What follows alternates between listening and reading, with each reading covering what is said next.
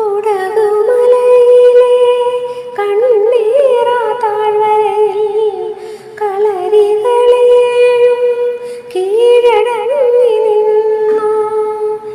ഏഴാഴികളും 17 മലയും കതിവനൂർ വീരനെ എതിരേറ്റു നിന്നു. ഏതിനും മീതെ മണിശങ്കു മുഴങ്ങി വില്ലാളി വീരനെ മാളോരു വണങ്ങി.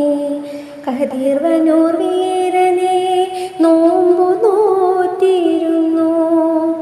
മാമയിൽ പീലി പോലഴകോലും ചെമ്പരത്തി പൂങ്കോഴി കരഞ്ഞു, തോഴിമാർ പിരിഞ്ഞു.